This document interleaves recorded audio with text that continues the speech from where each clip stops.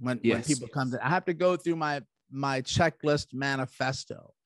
And it's really simple. You know, there's a priority that I look at in going after the systems of the body. They're all important. Otherwise, nature wouldn't have given them to you. She's not stupid. No. Right? But sometimes we don't understand. It doesn't make sense to us why the body does what it does. But I want to tell you this quote that I use and how I got it.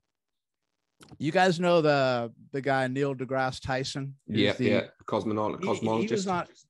He was on a show once and he said, the universe is under no obligation to make sense to you. And I thought to myself, dude, I freaking like that a lot.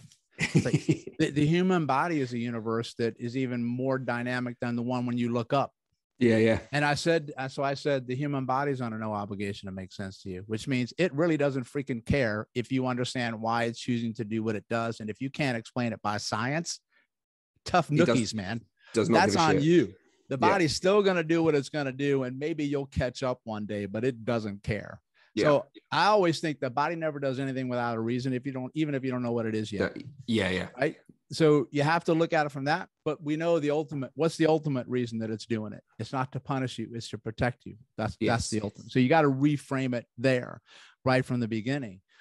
So what I do is that I just want to look for areas of the body where you're holding a lot of stuff that you didn't know was there. And so all the systems matter, but I go after these three first. Yeah. And lymphatic is one. Mm-hmm. Vascular and blood flow is number two. But here's the thing. You already know by now, by talking to me, that those two systems, They're the same thing. Work together. So if you got a problem with one, you got a problem with the other. Always. There is no maybes. Always. And then I go after your nervous system in relationship to sympathetic dominant or parasympathetic dominant. Are you able to reset your switch to rest and digest and heal? Because your nervous system is either going to put you in defense mode or growth mode. It won't put you in both at the same time. It's got to choose. And so most people are stuck in defense mode. And when you're stuck in defense mode, growth mode's off the table. So I've got to take you out of that. But sometimes you can no longer do it on your own. Yeah. And sometimes you can no longer move lymph on your own. Because people say to me, Doc, well, if I'm breathing all the time and I'm working out all the time, isn't that enough for my lymph? It should be.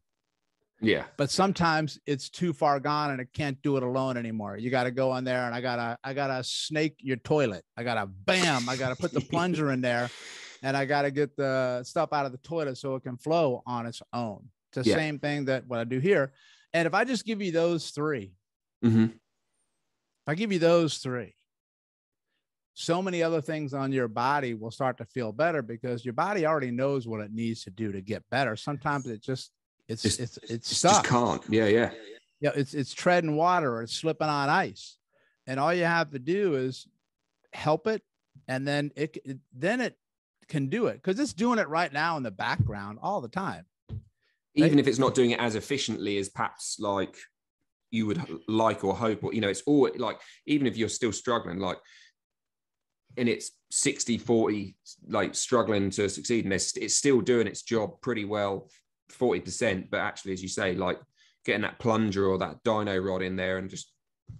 Well, everything's about help, right? So let's think about that. If you have maybe you have a system that is not working as efficiently as it can.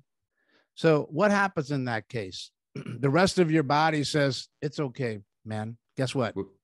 We'll help you out. Yeah. We'll take up some slack for you. So maybe you have a little chance to come back. So then the other ones work more. So they become highly efficient. Yeah. And the highly efficient ones are usually the ones that you start to notice symptoms in because they're working all the time. Yeah. They're getting tired and getting overworked. And so what happens is you chase them. Mm-hmm. But that's why you got to go after the ones that are kind of hanging in the background. So a lot of times, one thing I liked about, Chinese medicine and Eastern medicine, when you look at the organs and how they relate to each other, you can have a fundamental issue that's driving your dysfunction that can be it's usually, I find the magic number 3 for me, but it's not always. Usually 3 or 4 things removed from what your complaint is. Mm-hmm. That I have to travel back. And then how can I discover what that might be? I already told you one.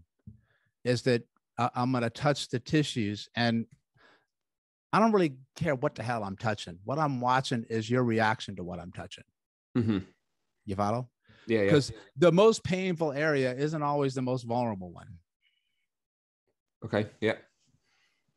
Okay. So what I mean by that is this, is that if you really hurt in your lower back, it's vulnerable there, and you'll get fearful because it hurts.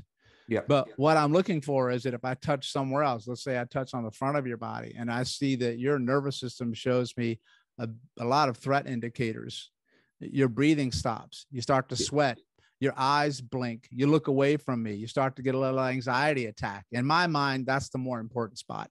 Yeah. That makes sense. That I'm going to go after, right? Yeah. It's just knowing how to look at the body. So it's touching the damn thing, which they don't do in medicine anymore, because I got to send you for this test and this test and this test. Scans. How many people listening to this show right now have normal results on everything and they feel like they're dying? Yeah. A lot. Yeah, absolutely. So tests play a role, but it's a small piece. Mm-hmm. And then the other one is I'm going to sit down and I'm going to listen and talk to the human being that's carrying that label that they walked in with around. And I'm going to look at this thing that they call a systems checklist, otherwise known as your life history. Yeah. And I'm going to ask you about it. Right? Because in my world, if you walk in and I say, you poop much? Yeah. How often you go to the bathroom? Once a week. That's an issue. Right. Yeah. So you need to look at these things and put the whole piece together, because I love the system checklist, because when I put that up there and I start to see themes, I look for relationships. And that's what systems do. They interact and they relate to each other. It's an ecology. All of them. So I have to see how they're playing against or with each other. And sometimes I'll come in and I'll see all the boxes checked under one category, like gastrointestinal. Right. And then you're going to go to what? A gastrointestinal specialist. Yeah. That's a good start. Yeah. But I'm going to tell you right now, that's not probably going to be where the problem is. There's going to be another system that you better be looking at. Yeah. And then that's the one that they might not send you to because you're not complaining of symptoms. Or they will send you to, and whoever they send you to, they're probably not going to talk to each other because they look at them as two different systems. Yeah. Yeah. And that is, like I said at the beginning, not to kind of play down, obviously, the important role that my fellow nurses and doctors play in the hospital, but that is essentially why I did leave my job as a nurse. You know, I was kind of working in cardiology, and these people come in and they come in with chest pain. They come in for I've forgotten all the words that they come in for now. You know, they're coming in for like an angiogram or anything like that. And that, and you kind of like, yes, okay, I understand that's the test that we need to check arteries and whatever, but let's look at their lifestyle as far as like, you can see that person like breathes like shit. They're just lying in bed with a massive open mouth, like hugely driving themselves into a sympathetic state. They are constantly like, they're eating badly. They're just generally, you can just see everything is off. And the more time I spent doing it, the more I was just kind of like, we're not looking, there's no look at a bigger picture. It's kind of gone from cardiology through to endocrinology through to there. And you're like, well, they're all the same fucking thing. Like they're all driving us for this person to be in this bed in front of me. So like, why aren't we kind of looking at a much like wholer picture of it? And yeah. Well, if you think about that, I mean, at least in the United States, I don't know about the rest of the world, but cardiovascular disease is the number one cause of death in the United States. I think it must not be cancer. Yeah, and then cardiovascular disease, it's a lifestyle disease. Yeah. I mean, my wife is also a nurse, and she's she was a vascular nurse specialist for a while. And I sat down, I was really like one of her consultants. He was a bit of an old school consultant. He's bloody brilliant. Anyway, like I remember sitting down chatting to him, and we were chatting about some of the surgeries that he has, like vascular people end up doing with, fem pop bypasses, and so for those of you listening, kind of bypasses of like vein arteries in the legs and whatnot. And, you know, I was saying about, you know, how surely a lack of movement and sitting in a chair or sitting, or even he was talking about cyclists as well, I think, but like the positions that they're in and how the arteries are ending up sitting in one position. If you're watching a video, I just put a little thing, they end up sitting in like this, and then the blood flow constantly wearing away at that part of the vessel is then going to wear it out, and that's when clots and things. And he was like, yeah, that's basically, that's why we see so many of these people, this type of person. And you kind of go, but then I remember talking to other people, and they were like, no, it's not that. It's, you know, all diet, or it's all this, or it's all that. And, well, first of all, it's always more than one thing, right? Yeah. But yeah, that's the nature of science anyway. There's always going to somebody say you're right. No, you're wrong. And as you say, it's always reductionist as well. Plus, it's all relative. Listen, I mean, what we think we're getting right now is probably completely freaking wrong tomorrow. But that happens so much, it's not even funny. But what we think we know turns out to be absolutely completely wrong. Yeah. That was a big one on the brain. Used to think that the brain couldn't change itself, that we had something and it deteriorates. And then that's a big whoopsie daisy miss, man. Yeah. You know? So when somebody's got a track record like that, I look at you sideways for everything. Yeah. Right? So you shouldn't trust science. You should question science, because that's what science is. Science is about asking a better question. If you're not allowed to ask a better question, how the hell are you going to learn anything new? You're not. Also with that better question is like, whatever results you get, being super skeptical as to whether or not they're right. And not tying yourself into the, oh yeah, look how good my result is because it looks really like this. It's, you know, yeah, I don't know. You kind of want to be constantly falsifying yourself, really, don't you? Yeah, well, I always tell people you have to be careful when you specialize in something too, because you tend to find what you're looking for. And the next thing you know, how come everybody that I see has this problem? Well, maybe it's the way you're looking at it. So you have to be open to the fact that you have your own. There's not a biases. Maybe if you have a bias and an assumption. You always have biases and assumptions. That's what keeps you alive, right? Yeah. For everything. It's just running in the background that's there. So as long as you know that, hopefully you can keep yourself in check. But you ultimately have to realize that you're always dealing with human beings, or human beings are messed up.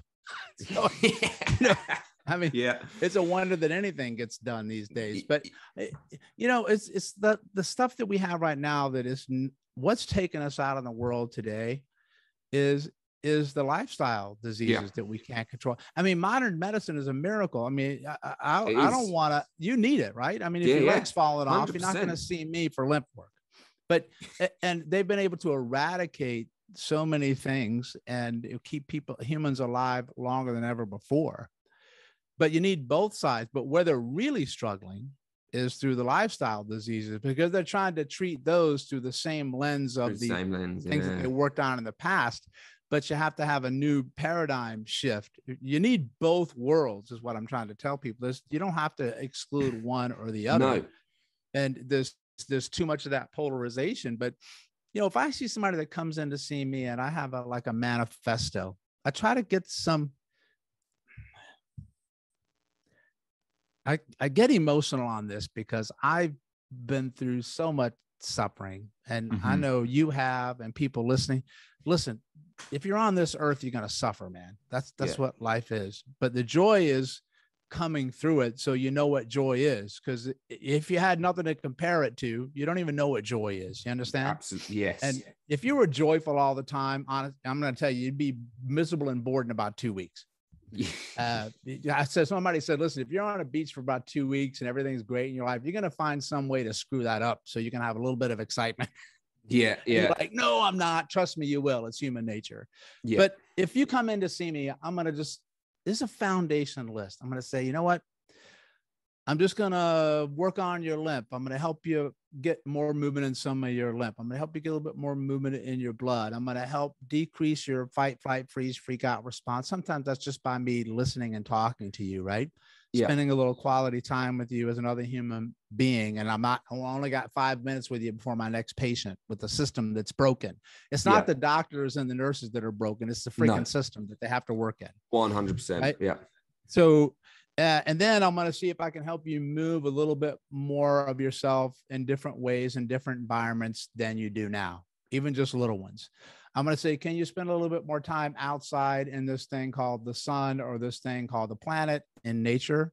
That would be great. Show a little kindness to that person. Help get them a sense of maybe they show kindness to another person, because when you show kindness to someone else, you uplift healing for you. The gratitude is healing. Can you practice that self-love instead of resenting your body because it's hurting, to step back? And it's not easy. I've been there, of a reframe of thanking your body for what it's doing. Yeah. Because you could trust me, it can always be worse.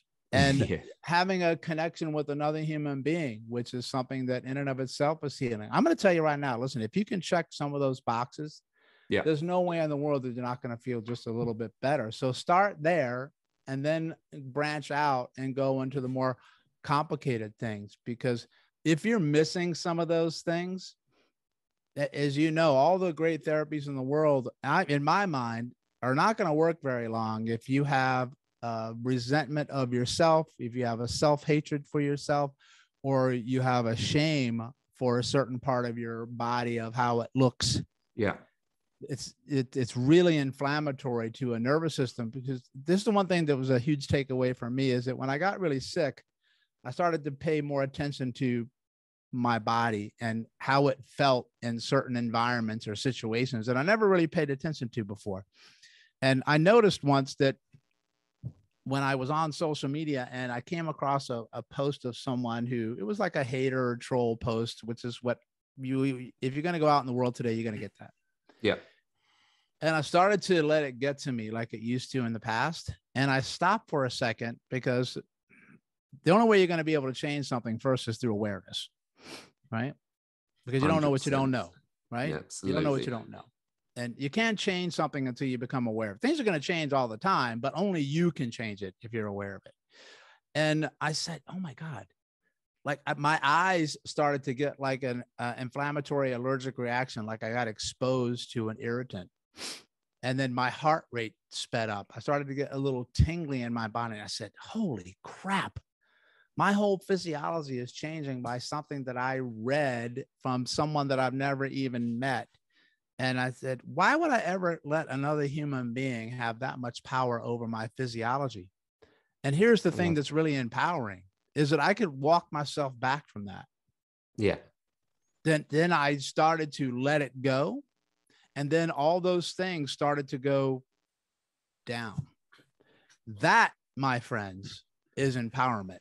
When you realize that you ultimately have control about how you're going to react to something, just by starting with a sense of awareness. Because people always say, how do you change breathing? Well, the best way to change it is, as soon as you become aware of breathing, you automatically change it. Mm-hmm. Start there. Yeah. Start there. Right?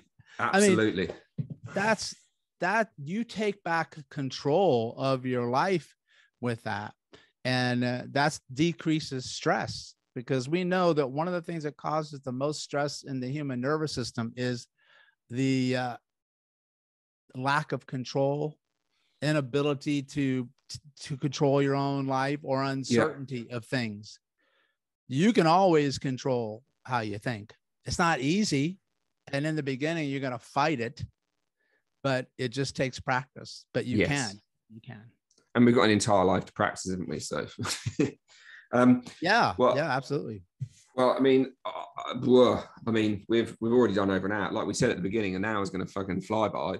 And we hit the flow state right there, man. We did, man. Like, I kind of wanted to dive into, I mean, really what you just said there kind of sums up what I would have probably asked you at the end. Like, if people were going to take away from this something that they could listen to this episode and walk away to hopefully move, breathe, live a slightly better life, I think you might have just done it without me asking you the question. Give a bit more gratitude, try and be a bit nice to yourself, try and smile, try everything you just listed in that last little bit. I mean, I don't know, by all means, feel free to give anything else of, like, from your perspective of whether there's anything in and around like something people can do just to, I don't know, move their lymph or something, as you're the lymph doc. But I mean, if it's just something simple, like, I don't know, because I what you just said was fucking brilliant. But feel free to give us anything else, and then I want to ask you something else afterwards anyway. But yeah, I'll give you like a really quick thing that can do. Go on in. One of the things that you can do is this stuff that I actually learned from studying Eastern medicine and Qigong and martial arts for decades. I mean, that culture was onto something, man. Yeah, they have the power. Everyone I talk to says exactly the same thing. Yeah, I mean, stuff sticks around for thousands of years because it works. Yeah. Yeah, they use what's called tapping and slapping techniques in Qigong, where you just take your own hand, fingers, or fist, and you actually slap different regions of your body to increase vascularization and blood flow, but it also really increases tactile sensation in through the skin. So what looks from the outside like something that's silly, once you understand how neurology and physiology works, it's extremely powerful. Yeah. It's just realizing what's going on under the surface that these people knew. And I can prove to you when I speak to you and tell you what you're doing. But most people, I'll say, if you do this and you feel better, you might want to just check the wind box there and don't overthink this shit, because it's not rocket surgery. It's not that difficult, right? Yeah. And one of the things that I tell people to do is just to slap and hit certain regions of the body. And I usually have them do the area that's most neglected for stimulation, which is the front of the body. Okay. Because we're rounded forward, we're sitting all the time, we're so tight and constricted in the front, that extra tightness in tissue restricts fluid flow. So blood flow decreases in tight tissue. And when you curl forward like a human cashew nut, like this, everything compresses in the front. Yeah. So I usually tell them, if for people that are watching on video, you can I'm going to stick this clip onto YouTube, onto Instagram and stuff as well. So they'll definitely get it. Okay. Yeah. So what you can do, I'll try my best to move the camera around, but you can use the palm technique here, which is a good one to start with. You can have the width of your hand. I actually like this one, which is extreme. It's a little more aggressive, but you can try it. It's where you make like a fist like this. And you're going to be hitting with the back side of the fist. So people that I'm just curling my fingers in like a fist. And then what you're going to be doing is hitting the body, not with the knuckle side, but with the palm side. Yeah. Like that. Right. So, but I call this your built-in Theragun. You guys know what a Theragun is? Like, yeah. This is what they did before they had electricity or batteries. Okay. So you have your own freaking Theragun. So what you're going to do is you go at the collarbone on one side at a time. I just want you to slap at the collarbone, above, on, and below it, and with the flat of your hand. If you want to take your palm, you can do it too. You have to be more careful on the collarbone there. You usually want to go below the collarbone if you're using your knuckles. Yeah. Okay. And then you go to the other side collarbone. You can spread that out. And people say, how many times should you hit? Yes is the answer. I don't care. Just like make a number up and then see if it feels good. And then you can slap with your fist below the collarbone. That's really powerful. That's going to help blood flow to and from the brain and drain the lymphatics. Yeah. Then this one is where I usually like to take the fist one, but you can use your hand. You're going to go on the center of your sternum on what they call the heart chakra. Yep. So just hit right in the center of your sternum, and in Eastern medicine, they call this the thymus stump. So your thymus gland sits there. Yeah. And so you'll free up congestion in your lung. You'll free up lymph. You'll help tight fascia that's connecting one pec to the next. And then it's really, really good for energy, right? And then if you want to talk, you can be like Darth Vader at the same time. And then what you'll do is you're going to go down into the abdomen, which you really can't see because I'm seated here, but I want you to take one hand and put it flat over your navel, another hand and put it flat above that. So your whole abdomen is being covered. Yeah. And then all I want you to do is just slap and hit your abdomen 10 to 20 times. And you can use your hand there. Yeah. So just hit like you're slapping yourself, right? And then try it with the fist part. So make a knuckle and then hit there. Don't forget to keep breathing. And that's going to be great because that's really, really stimulatory for all the tightness in the abdomen and blood flow in the abdomen. And that one, you're going to hit a couple of chakra points there, right? Yeah, you're going to have like solar plexus and your sacral chakra, with a little bit lower your sacral chakra. Yeah, but it's right there, and it's really, really super powerful, and you stimulate a lot of nerves there. So if you just start there along that central, so it basically looks like you're making a long Y with a long bottom like this. And then from there, do two things. You're just going to stand up and you're going to go on the balls of your feet, just jumping up and down like you're on a rebounder, but just have your heels leave the ground, not your toes. Right? Because a lot of people can't tolerate a jump off the ground because of painful knees and backs. So all I want you to do is just go up and down on your balls of your feet like that. Good. Just shake your arms out a little bit and breathe in and out through your nose. Good. And then I'll give you one more. You can just turn and face the camera and separate your legs about shoulder width apart. It can be straight or a slight bend in your knees. Make sure you step forward a little bit, my friend, because your arms are going to hit the wall here. All I want you to do is I want you to start to swing your torso, twisting left and right, and swing it and let your arms fly around like wet noodles. I call this the wet noodle. So you swing around, you keep your feet where they are, and you just twist left and right, and your arms should be hitting your rib cage and your lower back. So it's really, really nice and from Qigong that will get twisting and rotation. And when you hit the ribs, you'll move some of your organs, and you'll get rotation and movement in your hips and your knees and your ankle complex and your torso and your arms and your head and your neck. And it's just double check the wind box right there, man. And if you did that every single day, you're going to make a change in how you feel and in how you move. And trust me, you're going to feel a sense of energy, and you're just going to say, you know what, Doc, I got to tell you, I like that a lot. And it's very simple. I'm going to keep doing it. You do just feel even, I mean, I was actually doing like the wet noodles. I was doing something very similar in my class this morning with my group, but you do all of that. You just feel like the whole, I don't know, you kind of essentially down through your, my words have all gone. Shushumna type through that main kind of central complex of energy, you know, like in yoga, kind of our Shushumna Nadi. Yeah. Just everything through there just kind of feels a bit warmer, a little bit kind of invigorated. Well, you know, when you look at it from let's talk about language here. I mean, we're all saying the same crap.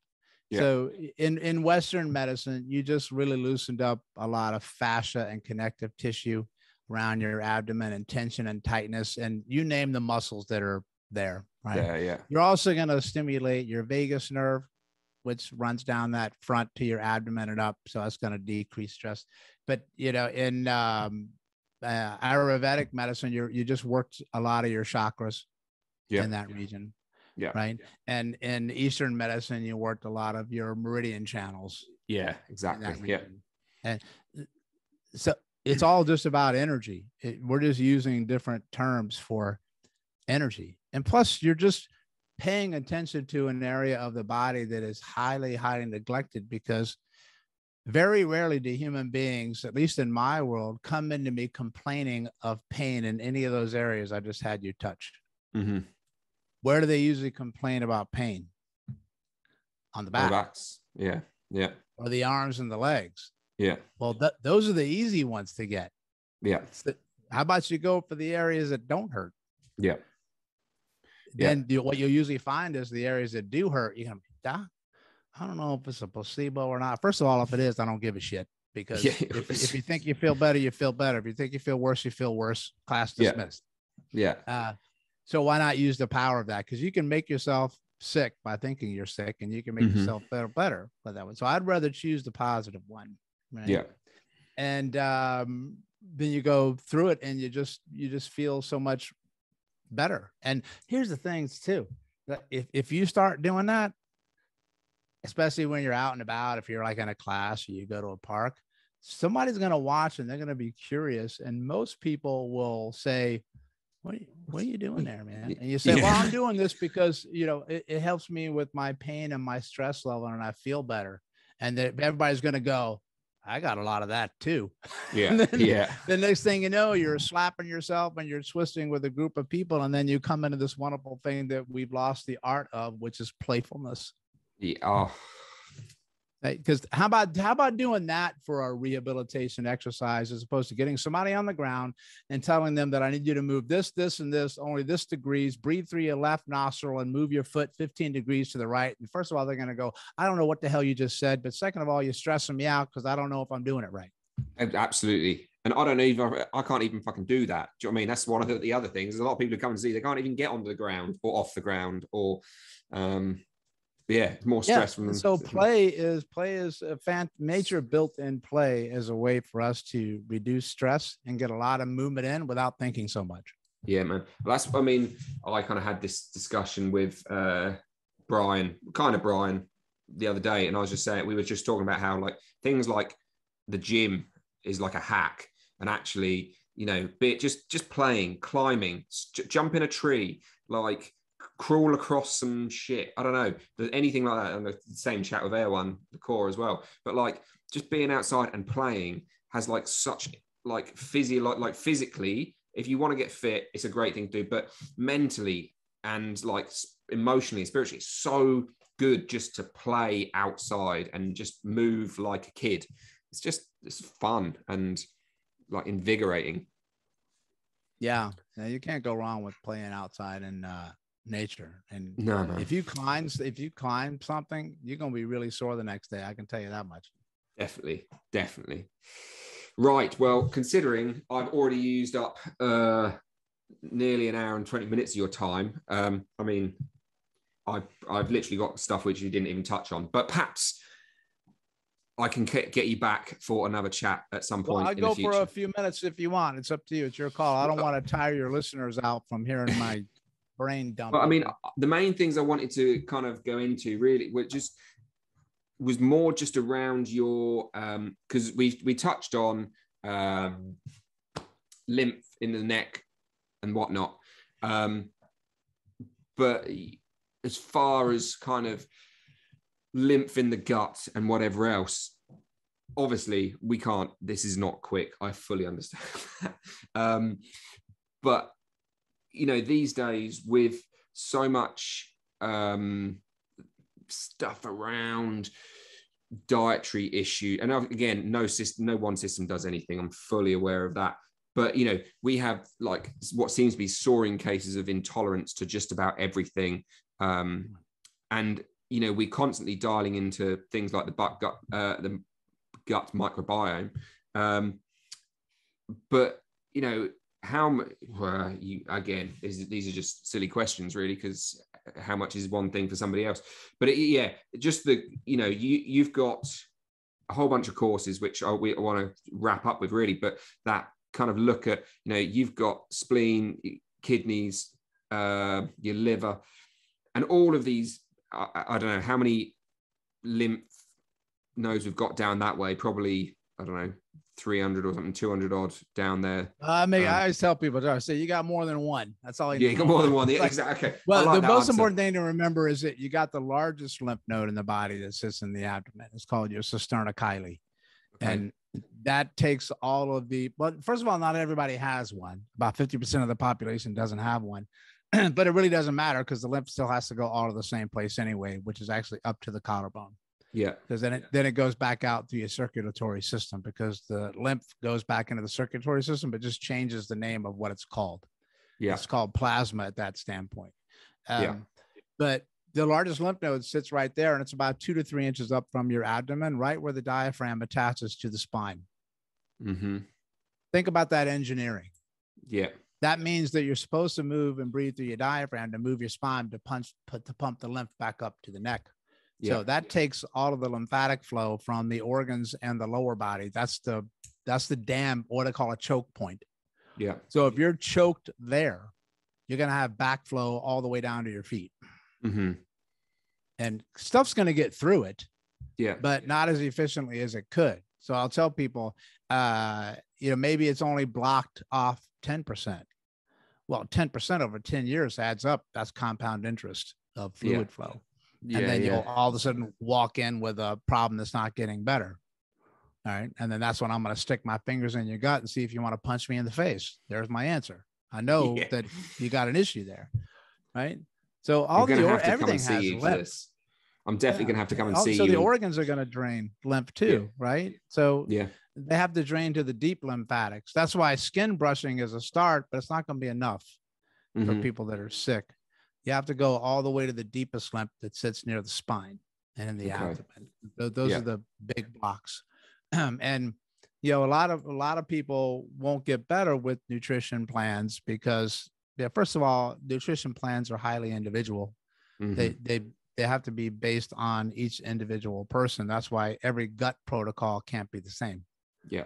And when people are trying to recover from something, they're usually trying to change the supply side of the equation, which means that I'm going to start to eat better and I'm going to start to take more supplementation. And I'm like, that's great.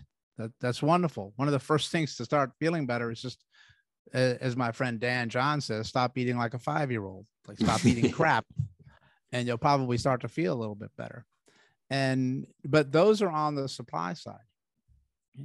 But everything that goes in on the supply side, which is in through your mouth, through nutrients, and in through your nose, once your cells, if your cells can get a hold of the nutrients, they're going to use the nutrients and they're going to go through a metabolic process, an energy cycle, most notably called the Krebs cycle with the mitochondria. So you can have ATP, right? And if you don't have enough oxygen, you're not going to make enough ATP, first of all. Yeah. Right. If you have enough oxygen available, you'll make 38 molecules of ATP. If you don't have enough oxygen, you're only going to make 2. So you're already screwed because you don't breathe right. Yeah. But let's say the cells use all those things. Well, they make what? Waste. They make metabolic waste. And then the waste has to get out. How does it get out? Well, the lymph is a big one. And, urination and pooping and sweating and breathing gets out waste too. Yeah. So then I ask you, what happens if the waste doesn't get out? It stays inside of you. And then what happens? You start to become toxic. And then you continue on the supply side. So you continue to make yourself toxic because you haven't freed up the waste removal side. And that's really, really important for people that are listening, and why a lot of people don't get better, because you have to switch the order around of what you're doing to try to make somebody healthy. In osteopathic medicine, they have a phrase that really stuck with me when I read it. It's simple, but highly profound. And a lot of people may overlook it because it's so simple, but it's big. And it said drainage precedes supply. Drainage precedes supply. So what does that mean in my world when I see it? The supply side is all the nutrients you're trying to get in there. Drainage is the elimination side. So I have to make sure that you can get stuff out before I put other stuff in. Because I put on Instagram before this week, all the good stuff that goes in that can't get out becomes toxic when it can't get out. That's so good. That's big. If you're listening to this, that's big. And why? One of the things that I've found in my years, and that's kind of my passion right now, is that so many people have these wonderful therapies that work and can work. But one of the reasons they don't work is, one, people do too many therapies at one time.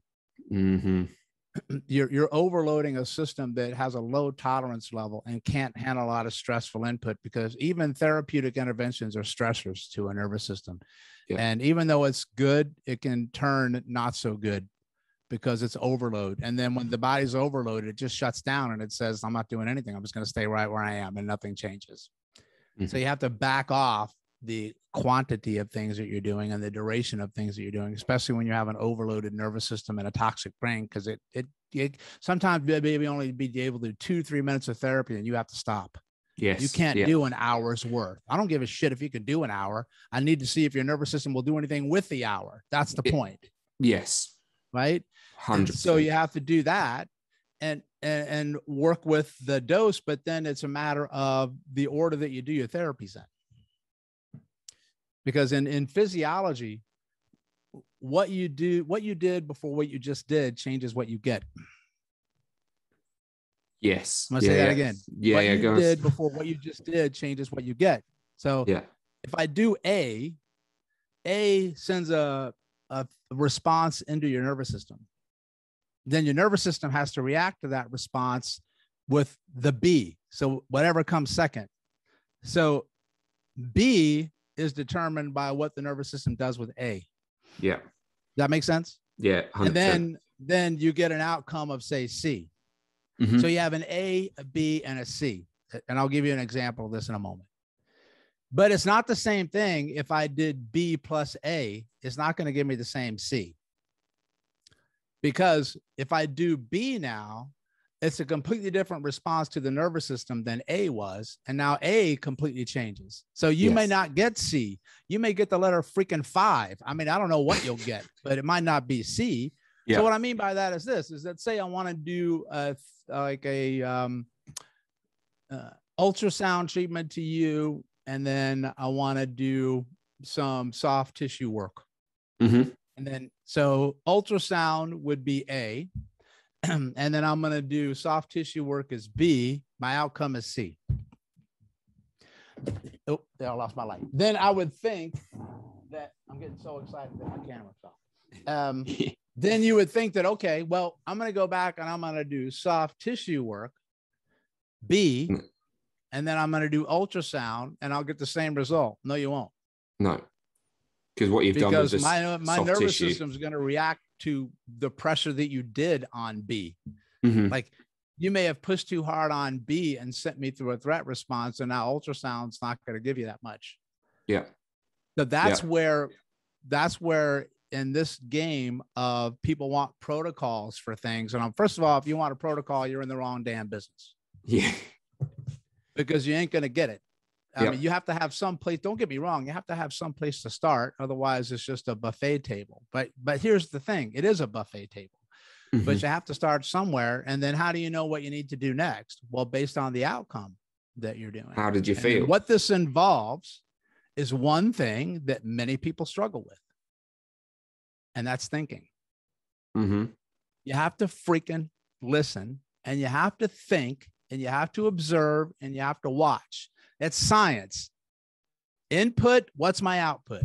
Yeah. What do I need to do to change this around for the person that I'm working with? So if you say, people send me stuff all the time and say, Doc, what can I do for my knee? I said, I don't know anything about your knee.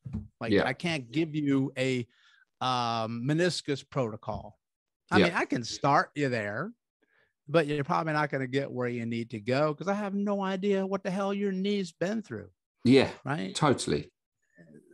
Does that make sense? So no, it does. Something absolutely. That's this is a game of where you really, really have to understand how these systems work together in order to be able to formulate your plan of attack, because I don't even like the word attack, your approach.